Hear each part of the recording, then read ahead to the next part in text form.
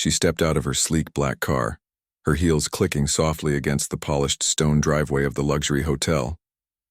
The morning sun reflected off the glass facade, giving the building a golden glow, and for a moment it seemed almost majestic. She paused to take a deep breath, adjusting her tailored blazer, and reminded herself of the day ahead. This was more than just another business meeting. It was a milestone. $1 billion contract was at stake, a deal that could transform her company and influence industries worldwide. She had worked tirelessly for years to reach this point, facing obstacles that had tested her patience, her resolve, and her confidence. Today, nothing could shake her. Her assistant walked beside her, carrying a slim leather folder containing all the documents and presentations she would need. The lobby of the hotel was grand, with high ceilings, sparkling chandeliers, and marble floors that reflected the light like mirrors. Guests passed by, some with hurried steps, others lingering in conversation, but her presence seemed to draw attention naturally. She moved with a calm authority, aware of the power in her posture and the way she carried herself. Every detail mattered. Even in silence, she spoke volumes. As they approached the reception desk, a young clerk looked up with a polite smile. She returned it with a nod, handing over her reservation information. The clerk typed quickly, glancing at the screen, and then looked up again. "Welcome to our hotel," the clerk said pleasantly. "Your meeting room has been prepared, and our staff is ready to assist you with anything you need." She thanked the clerk, noting the politeness in the tone, though something in the air felt different. There was a subtle tension, almost imperceptible, like a quiet current under the surface. She shook it off. She had faced challenges before. She knew how to read a room, and her intuition told her to stay alert, but not to let small doubts distract her from the task ahead. Today, she had a mission. The elevator ride was brief, but it gave her a moment to center herself. She closed her eyes for a second, imagining the meeting going smoothly. She saw herself presenting the proposal, her ideas resonating with the clients, her team applauding the final agreement. The image brought a calm smile to her face. Confidence was not arrogance. It was preparation meeting opportunity, and she was ready. When the elevator doors opened, she stepped into a quiet hallway leading to the private meeting rooms. A staff member, neatly dressed, approached and offered a polite greeting. "This way, please," they said, leading her toward the reserved room. The corridor was lined with tasteful artwork and soft lighting, creating an atmosphere of elegance and professionalism. She followed, maintaining her composed demeanor, yet internally she noted every detail. The placement of furniture, the lighting, even the way the air felt slightly cooler than outside. It was all part of understanding the environment, part of her ability to adapt and command any space she entered. As they reached the room, she paused at the doorway, surveying the scene. The table was set perfectly with notepads, pens, and bottled water neatly arranged for the meeting. Chairs were positioned evenly, and a large screen at the far end displayed a welcome message with her name and the company she represented. It was impressive, professional, and inviting. She felt a sense of pride, knowing that her reputation preceded her. She had worked hard to earn this recognition. Yet even in this seemingly perfect setting, she sensed something unusual. There was a stiffness in the way the staff moved, a subtle hesitation as they glanced toward her. She chose not to dwell on it. Her focus was the contract, the opportunity, and the team she was about to meet. She took a seat at the head of the table, her assistant on her right, while the hotel staff discreetly left the room. She arranged her documents neatly in front of her, taking a moment to glance over the agenda. Everything was in order. Every talking point had been rehearsed, every detail anticipated. Her mind briefly wandered to the months of preparation, the countless late nights reviewing numbers, the strategy meetings with her team, the careful planning of every presentation slide. All of it had led to this moment, the culmination of effort, ambition, and determination. Then she heard the door open again. A man in a sharply pressed suit stepped in. The hotel manager, she assumed, though his expression immediately struck her. There was a coldness there, an edge that didn't match the warm professionalism she had experienced from the other staff. He looked at her with a peculiar mix of scrutiny and surprise, as if he were seeing something he hadn't expected. She returned his gaze evenly without flinching. She had learned long ago that authority sometimes hides insecurity. She would not allow anyone's bias to unsettle her.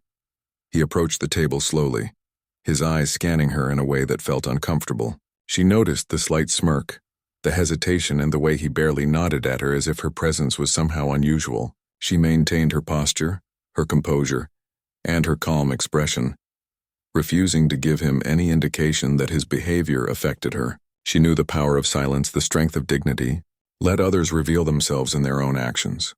She would only respond when necessary, and with purpose. He made a few comments about logistics, questioning some details in the documents, and she responded politely, providing clear answers. Yet there was a subtle undertone in his voice, a questioning of her authority, her presence, her credibility. It was the kind of behavior she had unfortunately encountered before, though rarely in such a blatant, immediate manner. She noticed, but she did not react. The first step in handling such moments was observation. She catalogued his words, his gestures, the weight behind them without showing the slightest disruption to her focus. Her assistant shot her a glance, concern flickering across their face. She gave a small, reassuring nod. They understood without words. This was not the first time she had encountered doubt or prejudice. She had faced situations where people underestimated her, where her presence alone challenged their assumptions, and each time she had used their underestimation as fuel, a reminder to rise above, to let actions and results speak louder than any bias or insult. The CEO arranged her documents once more, flipping through the pages calmly as she prepared to begin the discussion with the visiting executives. She reviewed the points in her mind, visualizing the flow of the conversation, anticipating questions, and planning her responses. Confidence, after all, was not just about preparation. It was about presence. The ability to remain steady when others sought to unbalance you. She had mastered this skill over years of navigating challenging business environments, and she was ready to employ it now. Outside the meeting room, she could hear the faint hum of activity in the hotel, the soft clinking of dishes from the restaurant, distant conversations, the movement of staff attending to guests. Inside, however, there was a different kind of silence, a tension that could only be felt in subtle shifts of body language, in the careful phrasing of words. She remained acutely aware of it, using her instincts to read the room. Every detail mattered. She understood that success was not just in the contract she would present, but in her ability to command respect in any environment, to assert her authority without aggression, and to maintain integrity under pressure. She straightened in her chair, took a deep breath, and allowed herself a small smile. Today would be a test, not just of business acumen, but of character, poise, and resilience. She was ready. The door had opened. The moment had arrived, and she would meet it with the grace and strength that had brought her to this very place. As the CEO prepared her notes and glanced at the documents in front of her, the hotel manager remained standing, his eyes lingering on her in a way that was both sharp and unsettling. At first, she tried to focus entirely on the agenda. The executives from the other company would be arriving any moment, and the presentation she had spent months perfecting was ready. But the tension in the room began to build, subtle at first, like the quiet before a storm. She noticed how the manager's movements were deliberate, almost performative, as if he wanted to make sure she felt out of place in her own meeting.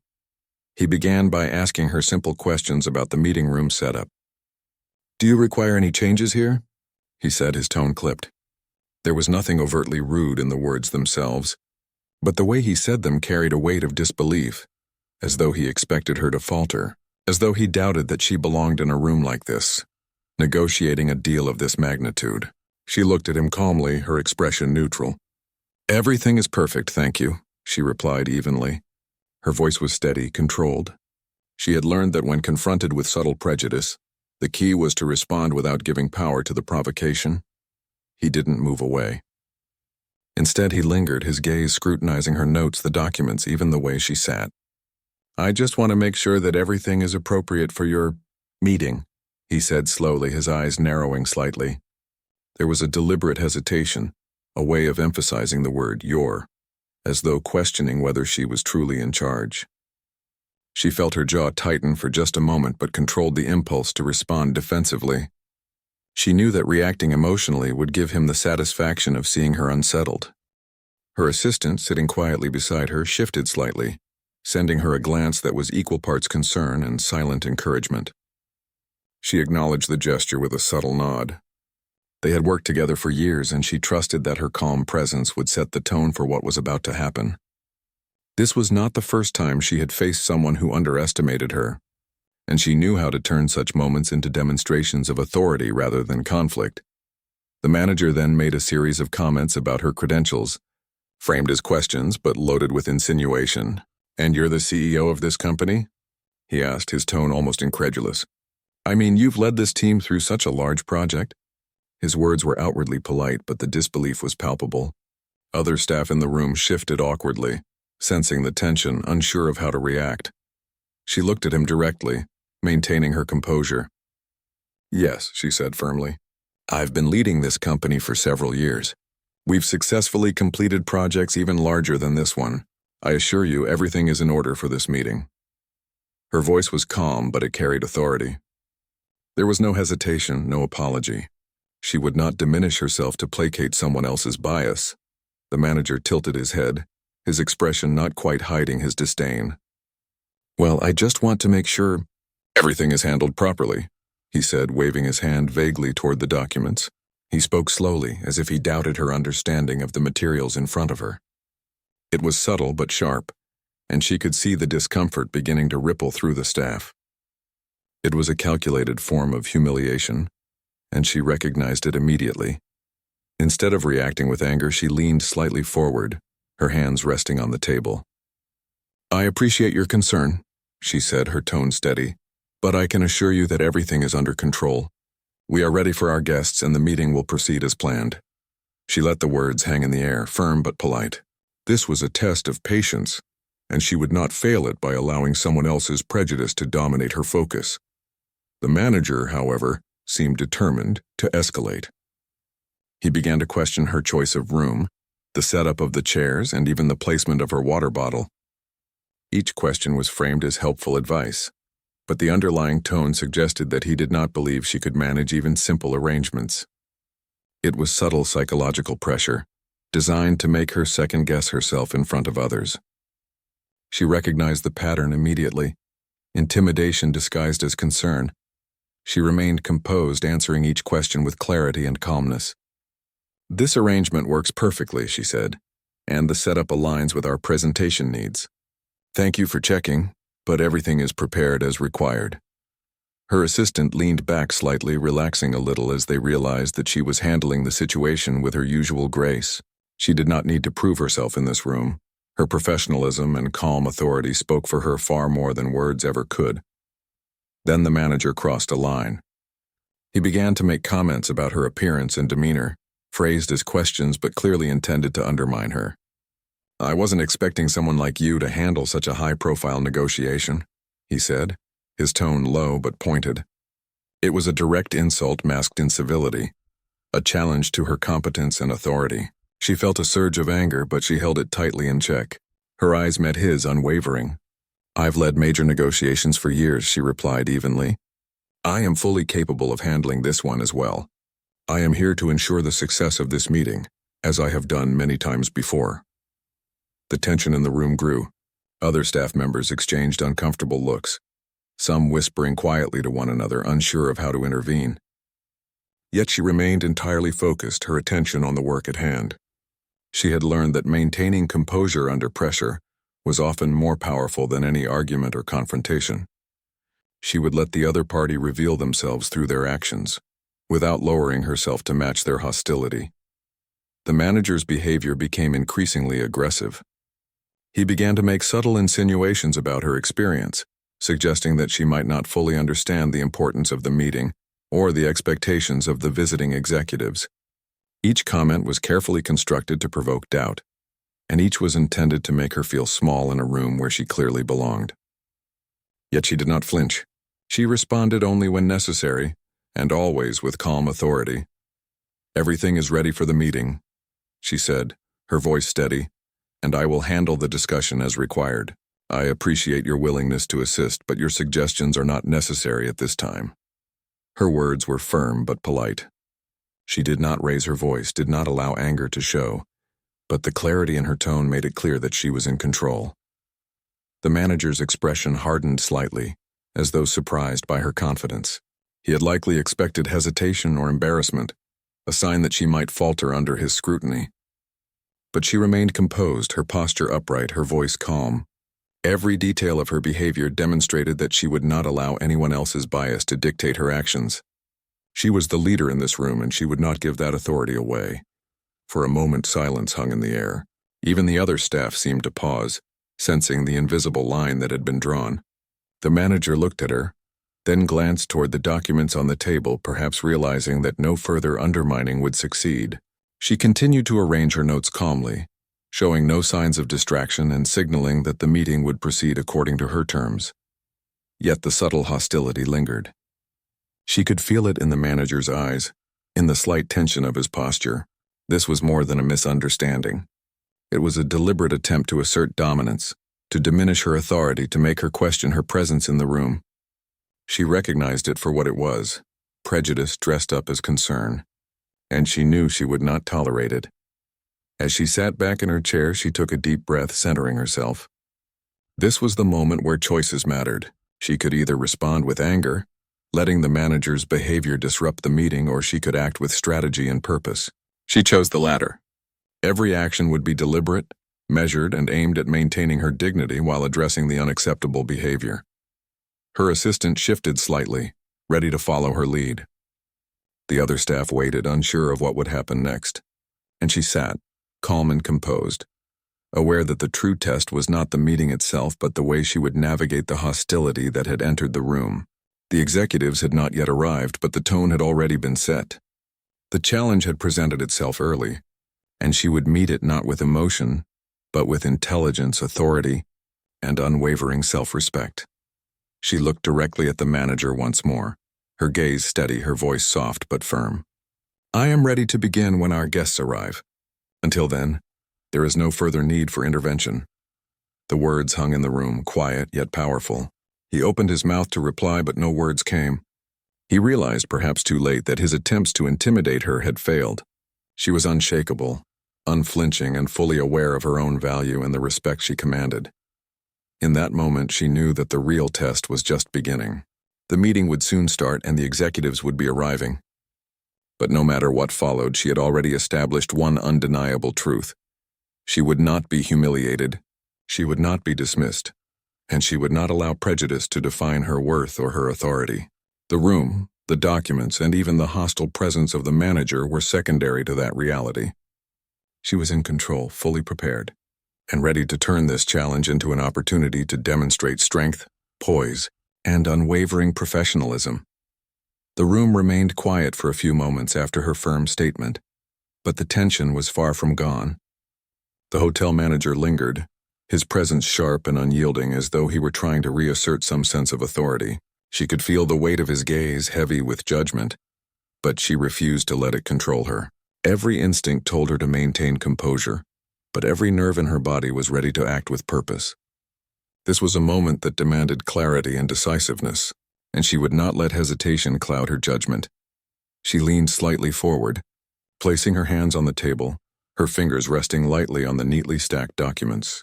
Her mind raced, not with fear but with strategy. She had seen behavior like this before, subtle, insidious, meant to undermine confidence, meant to make someone doubt their own presence and competence. But she also knew that hesitation or silence could be interpreted as weakness, so she chose her next words carefully, making sure they carried the weight of her authority without aggression. "I appreciate your attention to detail," she began, her voice calm and controlled. "But the repeated questioning of my competence and the way you have spoken to me since entering this room is inappropriate."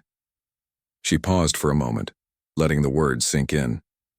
The manager blinked as if taken aback by her directness. There was a momentary stillness, a flicker of uncertainty in his otherwise rigid posture. She continued, her tone steady. "I will not accept being treated in a manner that undermines my professional experience or my authority in this meeting. We are here for a business discussion, not for personal judgment." The silence that followed was thick, almost tangible. She felt the eyes of the staff and her assistant upon her, their quiet support bolstering her confidence. The manager's face hardened, his lips pressing into a thin line. He had likely expected hesitation or discomfort, a sign that she might falter under his scrutiny. But she did not falter. She met his gaze squarely, unwavering, letting him understand that she would not be manipulated or intimidated. He tried to speak, but she raised a hand gently, not in aggression, but in control. "Let me be clear," she said softly yet firmly. "This meeting will proceed only if all parties are treated with respect. I will not continue while I am subjected to discrimination or condescension. If that cannot be ensured, then I will take immediate action to address it." The words hung in the air like a promise. The manager's expression flickered between defiance and shock. He was not used to being confronted so directly, especially by someone he had sought to undermine. Her calm authority was disarming, and it was clear that his attempts to assert dominance had failed. She could see the subtle shift in the room. Staff who had been tense were now more relaxed, sensing that she was firmly in control. Her assistant let out a quiet, relieved breath, but she remained focused, knowing that the moment was far from over. Her mind moved quickly to the next step. There was no point in escalating further without purpose. She had already established that she would not tolerate humiliation. The next move was to assert her authority in a way that left no room for doubt. She would not only protect her dignity but also demonstrate that prejudice has consequences. This was a test, yes, but also an opportunity to show strength, decisiveness, and integrity in action. She stood up slowly, her posture perfect, her movements deliberate. The sound of her heels against the polished floor seemed louder than usual, echoing with the gravity of her presence. She looked directly at the manager. "I will not conduct business in an environment that allows or tolerates this behavior," she said, her voice clear, precise, and unwavering. "Respect is not optional. It is a requirement." He opened his mouth, clearly wanting to respond, but no words came. Perhaps he realized that the power dynamic had shifted completely. Her calm, deliberate assertiveness had dismantled the subtle intimidation he had tried to impose. She could see the hesitation in his eyes, the uncertainty, the realization that he had misjudged the situation, and in that hesitation, she found her opportunity to act decisively. Without another word, she picked up her folder, closing it firmly. Every movement was controlled, every gesture purposeful. She would not allow herself to be cornered into an apology or explanation for someone else's prejudice. She had prepared for this moment, and she would handle it on her terms. She turned slightly, signaling to her assistant to follow her lead. They both knew what needed to happen next. The staff in the room watched, their eyes wide with a mixture of curiosity and unease. They had never seen someone confront this kind of behavior with such composed decisiveness. Some shifted in their seats, realizing the gravity of the situation. Others whispered quietly among themselves, unsure of how it would unfold. But she did not waver. She had made a choice, and there was no turning back. She spoke again, her tone measured and firm. "I am canceling this meeting until a proper environment of respect can be assured. I will not compromise my dignity or the values of my company for any contract, regardless of its size." The words were simple, but the meaning was unmistakable. There was no room for negotiation, no ambiguity. She had drawn a line, and it was absolute. The manager's face shifted from defiance to disbelief. He could not understand how someone he had attempted to intimidate could respond with such clarity and authority. His attempts at subtle humiliation had backfired completely, and the realization of his failure was evident in the tension of his posture. She did not give him the satisfaction of watching her anger. Instead, she allowed her quiet authority to dominate the space. Her assistant gently guided her toward the door, and as they walked out, she felt a sense of liberation. The air in the hallway was crisp and neutral, a stark contrast to the charged atmosphere inside the room. She took a deep breath, feeling a mixture of anger and empowerment. The situation had been demeaning, yes, but she had handled it with the strength and clarity that defined her as a leader. She knew that her response would leave a lasting impression, not just on the hotel staff, but on anyone who learned about the incident. Outside the meeting room, she paused for a moment, composing herself before contacting the executives. She would not rush. She would communicate deliberately, clearly, and with purpose.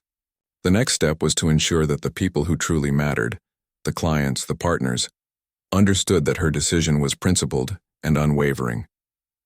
This was not about anger. It was about integrity, professionalism, and the refusal to accept discrimination in any form. Her assistant handed her the phone, and she dialed the number for the visiting executives. Her voice was calm, controlled, and clear as she explained the situation. She told them that the hotel had failed to provide a respectful environment, that she had been subjected to behavior that was unprofessional and discriminatory, and that she could not, in good conscience, proceed under those circumstances. She emphasized that her company's values required respect, equality, and fairness above all else. Even in the pursuit of a major contract, there was silence on the other end of the line for a moment, then expressions of support and understanding. The executives quickly recognized the seriousness of the situation and the strength it took to act decisively. They reassured her that they fully backed her decision and that they respected her for prioritizing dignity and integrity over financial gain. The conversation reinforced the importance of the choice she had made. She was not just standing up for herself. She was setting a standard for how her company and its leaders were to be treated in any professional context. As she ended the call, she felt a renewed sense of determination. This was not simply a personal victory. It was a statement to the business community, to colleagues, and to anyone who might witness or hear about the incident. She had turned a moment of potential humiliation into an act of leadership and courage. Every step she had taken, every word she had spoken had been deliberate, aimed at maintaining authority and integrity. She returned to the hotel lobby, her presence calm but commanding. Staff who had been bustling about now paused, noticing the shift in her demeanor. She was not angry. She was composed, resolute, and in full control. The hotel manager watched from a distance, the weight of the situation finally settling on him. His attempts to intimidate had failed completely, and the consequences were beginning to register. Her assistant stayed close, quietly supporting her, while she considered the next steps.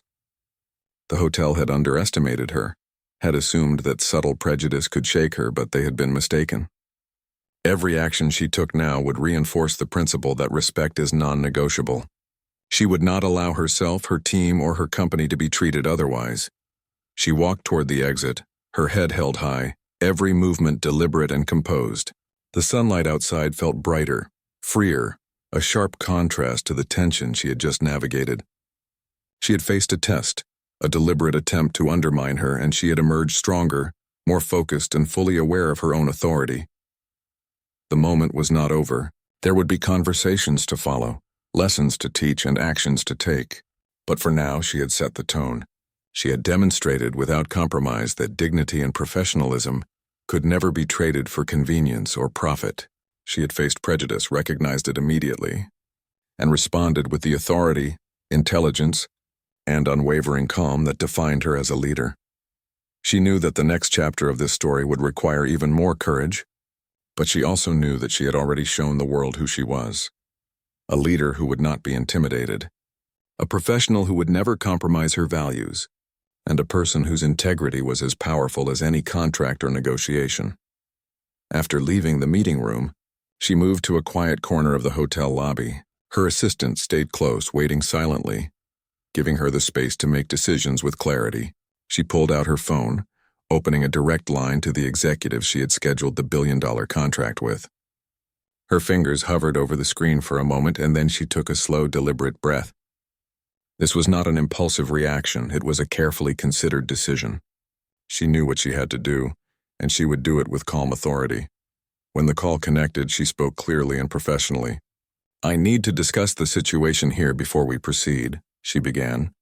She outlined the events with precision, describing how the hotel manager had treated her, questioning her competence and subtly humiliating her in front of staff. She explained the repeated attempts to undermine her, emphasizing that this behavior was unacceptable and would not be tolerated under any circumstances. She was composed, factual, and firm.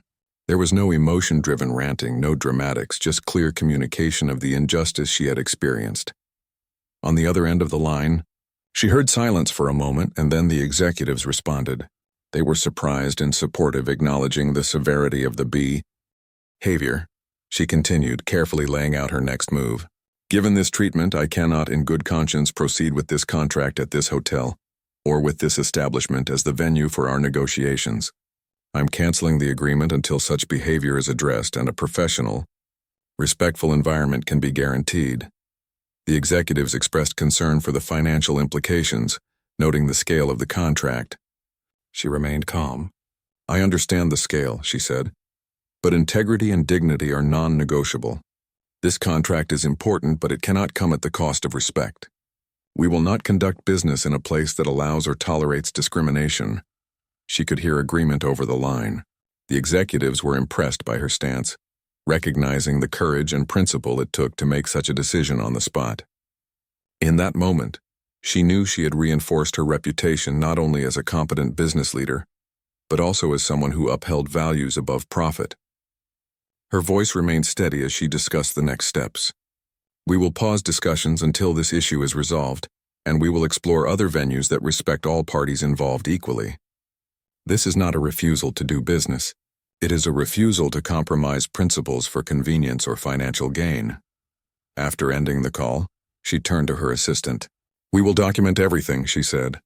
"I want a record of what happened here, including the exact words and actions of the manager. This is important for accountability, for our company, and to ensure that nothing like this happens again." Her assistant nodded, pulling out a notebook and preparing to note every detail. She dictated calmly, recounting the sequence of events, the tone of the manager's words, and the reactions of the staff. Every piece of information mattered. As they worked, she noticed the staff in the lobby watching her. Some were curious, some uneasy, others clearly uncomfortable with the unfolding situation. The manager lingered nearby, still trying to maintain a composed facade, but it was obvious that the impact of her decision was beginning to take effect. She ignored him, focusing entirely on her next steps. She knew that letting him see any sign of doubt or hesitation would only diminish the authority she had established. Her assistant finished documenting the account, and she reviewed it with care. "Good," she said quietly. "This is accurate. Keep this safe. It may be needed if we escalate this issue formally." She understood the potential ripple effects of her actions. Canceling a billion-dollar contract was not a minor decision. There would be repercussions, but she had made them with full awareness, balancing principle and professionalism. The manager approached cautiously, his expression unreadable. I apologize if anything I said caused offense," he began, his voice hesitant. But she did not respond immediately. She measured the tone, the intent, and the timing. "Your apology is noted," she said finally, her voice steady. "But the behavior itself is unacceptable and must be addressed. Words alone cannot erase the impact of discrimination. Actions are required to prevent this from happening again." The manager looked uneasy, realizing that her response carried weight beyond mere confrontation. Her calm, controlled authority had shifted the power in the room. She did not need to raise her voice or show anger. The clarity of her expectations was enough to make the manager understand the seriousness of his behavior. She walked slowly toward the exit, her assistant following. Every step was deliberate, projecting confidence and control. Staff members gave her wide berth, sensing the gravity of the situation. She could feel the eyes of the hotel staff on her, some curious, some embarrassed, some silently reflecting on their own role in allowing such behavior to occur. She did not address them directly, but the impact of her presence was unmistakable. Once outside, she took a deep breath of fresh air, feeling the weight of the moment lift slightly. The sun was warm on her face, a sharp contrast to the tension she had just endured. She allowed herself a brief moment of satisfaction, not pride, but recognition that she had acted decisively, with principle, and without compromise. She called her team back at the office, updating them on the situation. Her voice remained calm, professional, and firm. "The meeting has been canceled," she said. "The hotel allowed behavior that was discriminatory and unprofessional. We will not proceed until these issues are resolved. No contract is worth compromising our values." Her team expressed admiration and support. They understood that her actions were not only right but necessary, and they recognized the long-term impact of standing firm in the face of prejudice.